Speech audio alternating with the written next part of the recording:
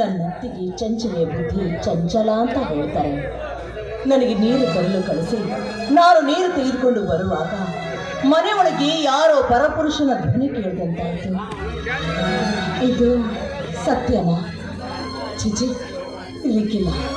ಅದಕ್ಕೆ ಹಿರಿಯರು ಒಂದು ಮಾತು ಹೇಳಿದ್ದಾರೆ, ಪ್ರತ್ಯಕ್ಷ ಕಂಡರೂ ಪ್ರಮಾಣಿಸಿ ನೋಡ್ಬೇಕಂತೆ. ಒಟ್ಟಿನಲ್ಲಿ ಏನೇ ಆಗಲಿ ನನ್ನ ಅಣ್ಣನಿಗೆ ಬುದ್ಧಿ ಕಟ್ಕೊಟ್ಲಲ್ಲ ನನ್ನತ್ತಿಗೆ, ಅಷ್ಟು ಸಾಕು. ಅಣ್ಣ ಪಾಪ ತುಂಬಾ ಹಸ್ಕೊಂಡಿದ್ದಾನೆ ಅಂತ ಕಾಣುತ್ತೆ. ಅಣ್ಣ, ಶಂಕರಣ್ಣ, ಬಾಣ್ಣ, ಅಣ್ಣ, ಹೊಟ್ಟೆ ಯಾರು ನೀವು? ಯಾರಣ್ಣ ನೀವು? ಹೀಗೆ ಬರ್ತಾ ಇದ್ದೀರಾ? ಲೈ ಕಣ್ಣು ಕಾಣದ ಕುರುಡ ಹೆಣ್ಣೆ, ನಿನ್ನಂತವನು ನೋಡಿ ಕರುಣೆ ಅಯ್ಯೋ ಎಂದು ಕರುಣೆ ತೋರಿಸಬೇಕಾ? ನೀನು ಹೋಗೋ ದಾರಿ ತಪ್ಪಿ ಮತ್ತೆ ಯಾವ ದಾರಿಗೆ ಬಂದಿರುವ ನಿನ್ನಂತ ಹೆಣ್ಣನ್ನು ನೋಡಿ ನಗದೇನೇನು ಅಳಬೇಕಾ? ಯಾರಣ್ಣ ತಾವು? ನೀವು ಮಾತು ಕೇಳಿದ್ರೆ ನನ್ಗೆ ಯಾಕೋ ತುಂಬಾ ಭಯವಾಗ್ತಿದೆ. ಅಣ್ಣ ಶಂಕರಣ್ಣ, ಆನೆ ನನ್ನ ಹಸುವಿನ ಬಾಧೆ ತಾಳಲಾರದೆ ತನ್ನ ಹೊಲದ ಪಕ್ಕದಲ್ಲಿರುವ ಗುಡ್ಡದ ತಪ್ಪಲನ್ನು ತಿಂದು ಹಾಯಾಗಿ ಮಲಗಿರಬೇಕು. ಸೊಮ್ಮನೆ ಅವನಿಗೆ ಕೂಗಿ ಅವನ ನಿದ್ರೆಗೆ ಭಂಗ ತರಬೇಡ. ನೀ ತಂದಿರುವ ಬುತ್ತಿ ಹುಚ್ಚಿ ಉಣ್ಣುವ ಯೋಗ ಅವನಿಗಿಲ್ಲವೆಂದು ಕಾಣುತ್ತೆ. ಅವನಿರದಿದ್ದರೆ ಏನೈತೆ? ನಾನೇ ನೀ ತರುವ ಬುತ್ತಿಗಾಗಿ ಕಾಯುತ್ತಾ ನಿಂತಿದ್ದೇನೆ. ಆದರೆ ನೀ ತಂದಿರುವ ಹಸುವಿನ ಬುತ್ತಿಗಾಗಿ ಅಲ್ಲ ಸರಳ, ಈ ನಿನ್ನ ಸೌಂದರ್ಯ ತುಂಬಿದ ದೇಹದ ಬುತ್ತಿಯ ಗಂಟಿಗಾಗಿ. ಸರಳ, ನಿನಗೆ ಕುರುಡತನ ಎಂಬುದಿದೆ ನಿಜ, ಆದರೆ ಈ ನಿನ್ನ ಸೌಂದರ್ಯ ತುಂಬಿದ ದೇಹಕ್ಕೆ ಕುರುಡತನ ಎಂಬುದೇ ಇಲ್ಲ. ಈ ನಿನ್ನ ದೇಹಕ್ಕೆ ಸುತ್ತಿದ ಮಾಸಿದ ಸೀರೆಗಳಿಂದ ಈ ನಿನ್ನ ದೇಹದ ಅಂಗಾಂಗಗಳು ನೋಡಿ ನನ್ನ ದೇಹದಲ್ಲಿದ್ದ ಕಾಮದ ಕಾವು ಇನ್ನು ಹೆಚ್ಚುತ್ತಲಿದೆ. ಸೋಮನ ನೊಟ್ಟಿಗೆ ಕೂಡಿ ನಿನ್ನ ದಾಹವನ್ನು ತೀರಿಸಿಕೊಂಡು ಹೋಗಬಾರದೆ. ಯಾರಯ್ಯ ನೀನು? ಅಲ್ಲ, ನನ್ನಂಥ ಕುರುಡಿ ನೋಡಿ ಕನಿಕರ ಪಟ್ಟು ದಾರಿ ತಪ್ಪಿದ ನನಗೆ ನೀನು ಹೋಗುವ ದಾರಿ ಇದಲ್ಲ, ಇದು ನಿನ್ನ ಸರಿ ದಾರಿ ಅಂತ ತೋರಿಸೋದನ್ನ ಬಿಟ್ಟು ಏನೇನೋ ಮಾತಾಡ್ತಾ ಇದೆಯಲ್ಲ. ನನ್ನ ಅಣ್ಣನಿಗೆ ಬುದ್ಧಿ ಕೊಡಬೇಕು ಅಂತ ನಾನು ಹೋಗ್ತಾ ಇದ್ದೀನಿ. ನಾನು ಬಹುಶಃ ದಾರಿ ತಪ್ಪಿರಬಹುದು ಅಂತ ಕಾಣುತ್ತೆ. ಅಣ್ಣಯ್ಯ, ತಮ್ಮಯ್ಯ ಅಂತೀನಿ, ದಾರಿ ತೋರಿಸಿ ಪುಣ್ಯ ಕಟ್ಕೊಳ್ಳಯ್ಯ, ಪುಣ್ಯ ಕಟ್ಕೋ. ನೀನು ಹೋಗುವ ದಾರಿಯಂತೂ ಇದಲ್ಲ.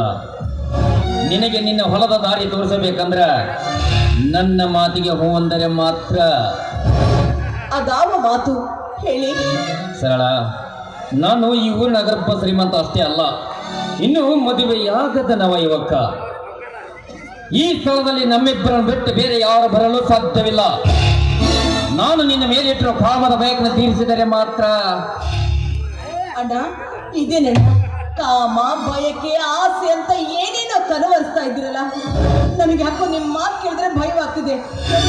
ನೀವು ನನಗೆ ದಾರಿ ತೋರಿಸೋದೇ ಬೇಡ, ನಾನೇ ಆ ಹೊಲದ ದಾರಿಯನ್ನ ನೋಡ್ಕೊಂಡು ಹೋಗ್ತೀನಿ. ಸರಳ, ನಿನಗೆ ಕುರುಡತನ ಎಂಬುದಿದೆ ನಿಜ, ಆದರೆ ಈ ಒಲಿದು ಬಂದ ಸಮಯನ ಹಾಳು ಮಾಡಿಕೊಳ್ಳಬೇಡ.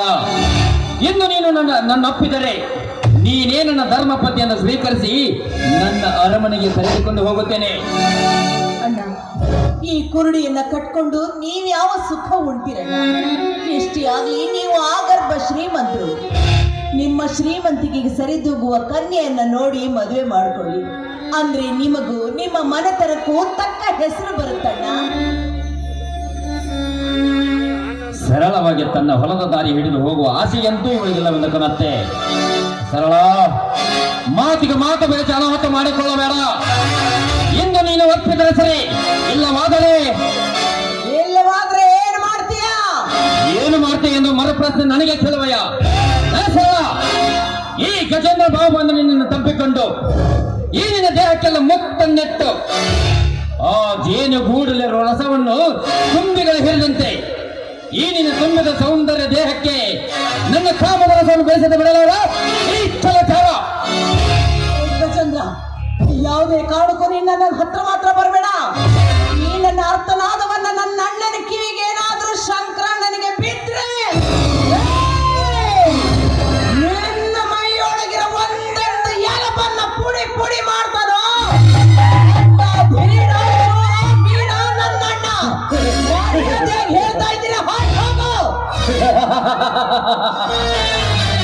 ಶೂರ ಧೀರ ಲೇ ಆನೆ ನನ್ನ ನಿನ್ನತ್ತಿಗೆ ಬಂದಾಗಿನ ಸರಿಯಾಗಿ ಹೊಟ್ಟಿಗೆ ಕೂಳುವಿಲ್ಲದೆ ನುಗ್ಗಿ ಹೋಗಿದ್ದಾನೆ. ಅವನೇನು ಮಾಡಬಲ್ಲ. ಬಾರಲೇ ಬಾ. ಶ್ರೀ ಕೃಷ್ಣ ಪರಮಾತ್ಮ ಅಂದು ದ್ವಾಪಾರ ಯುಗದಲ್ಲಿ ತಾಯಿಯ ಮಾನವನ್ನು ಕಾಪಾಡಿ ಹೆಣ್ಣಿಗೆ ಒಂದು ಹೆಸರು ತಂದೆ. ಅದರಂತೆ ನೀನೀಗ ನನ್ನ ಕಷ್ಟದಲ್ಲಿರುವ ನನಗೆ ಪಾರು ಮಾಡಿ ನನ್ನ ಮಾನವನ್ನು ಕಾಪಾಡಲು ಬಾ ಕೃಷ್ಣ ಪರಮಾತ್ಮ, ಬಾ ತಂದೆ. ಕೂಗು. ಈ ನಿನ್ನ ಅಕ್ಕನಾದ ಅವನ ಕಿವಿಗೆ ಮುಟ್ಟೋರಿಗೆ ಕೂಗು. ಬಾರಲೇ ಬಾ.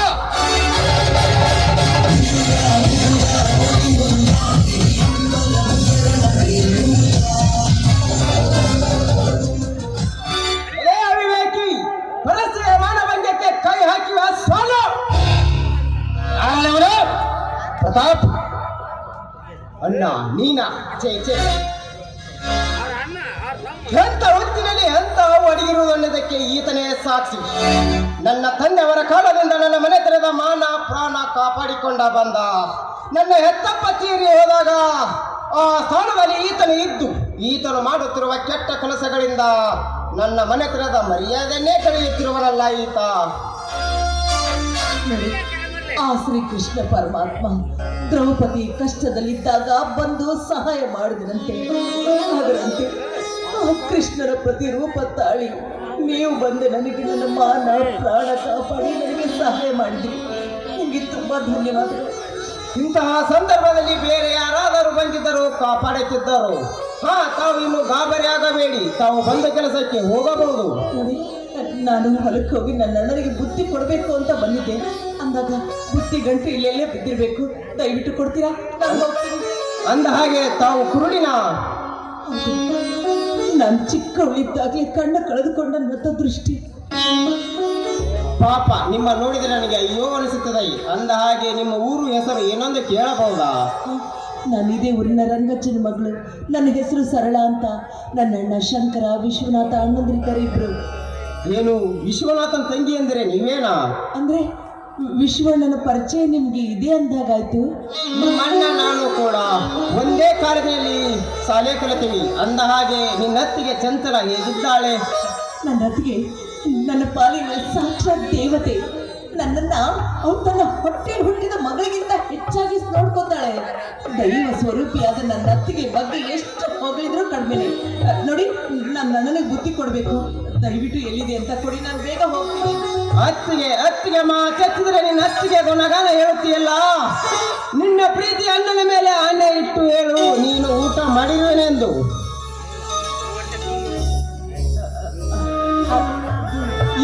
ಈ ನಿನ್ನ ಮೌನ ನನಗೆ ಅರ್ಥವಾಗಿದೆ ಸರಳ. ಇದೇನು ಸರಳ, ನೀನು ತಂದ ಬುತ್ತಿ ಅಳಿಸಿ ನಾರುತ್ತಿದೆ ಅಲ್ಲವೇ? ನೋಡಿ, ಹಾಗೆಲ್ಲ ಹೇಳ್ಬೇಡಿ. ನನ್ನಕ್ಕೆ ನನ್ನ ಅಣ್ಣನಿಗೆ ಚಿತ್ರಾನ್ನ ಮಾಡ್ಕೊಟ್ಟಿದ್ದಾಳೆ ತಿನ್ನೋದಕ್ಕೆ ಅಂತ. ಆ ರೀತಿ ಹೇಳ್ಬೇಡಿ. ಅದೇನು ಹಳಿಸಿಲ್ಲ. ಹೋಗಲಿ ಬಿಡಿ, ನಿಮ್ಮ ವಿಷಯದಲ್ಲಿ ಭಾಗವಹಿಸಲು ನಂದೇನು ಕೆಲಸ. ನೇರವಾಗಿ ಹೋಗಿ ಎಡಕ್ಕೆ ತಿರುಗಿದಾಗ ನಿಮ್ಮ ಹೊಲ ಬರುತ್ತದೆ.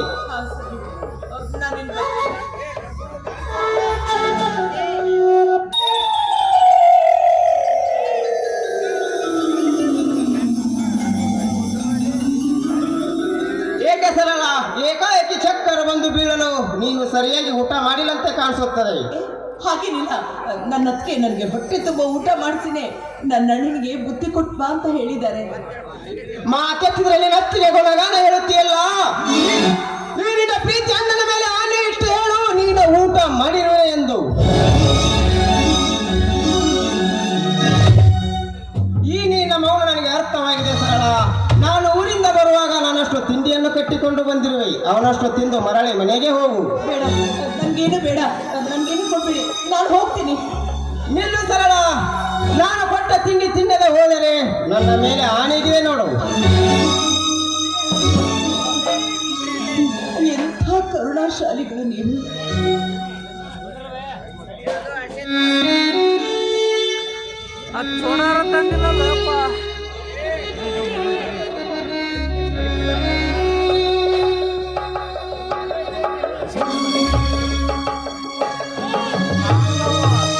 ಹಸಿರು ಬಡಿಲು ತಿನ್ನಲು ಎಷ್ಟೊಂದು ಆತುರ ಪಡುತ್ತಿದೆಯಲ್ಲ.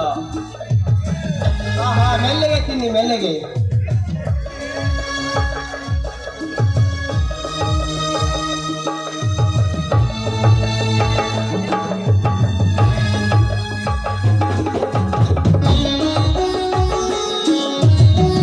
ಒಂದು ಹೆಣ್ಣಿನ ಮಾನ ಕಾಪಾಡಿದ್ರಿ, ಹಸಿದ ಒಡಲಿಗೆ ಒಂದು ತುತ್ತ ಅನ್ನ ನೀಡಿದಿರಿ. ನನ್ನ ಪಾಲಿಗೆ ದೇವ ಸ್ವರೂಪದಂತೆ ನಿಮ್ಮ ಋಣ ಈ ಜನ್ಮದಲ್ಲಿ ತೀರಿಸಲು ಸಾಧ್ಯವಿಲ್ಲ. ನೋಡಿ, ನನ್ಗೆ ಆಶೀರ್ವಾದ ಮಾಡ್ತೀರಾ? ನಿಮ್ಮ ಪಾದ ಕೊಡು. ಇದೇನು ಮಾಡುತ್ತೀರಿ ತಾವು? ಏನು ಮಾಡುತ್ತೀರಿ ನೀವು? ಹಾ ತಾವು ಇನ್ನು ಹೋಗಬಹುದು. ಸರಳ, ನಿಮ್ಮ ಅಣ್ಣನನ್ನು ಭೇಟಿಯಾಗಲು ನಿಮ್ಮ ಮನೆಗೆ ಬಂದಾಗ ಮತ್ತೊಮ್ಮೆ ಭೇಟಿಯಾಗುತ್ತೇನೆ. ಸರಳ ಕುರುಡಿಯಾದರೂ ಅವಳಲ್ಲಿರುವ ನಯ ನಾಜುಕು ನೋಡಿದರೆ ಒಳ್ಳೆಯವಳಂತೆ ಕಾಣಿಸುತ್ತದೆ.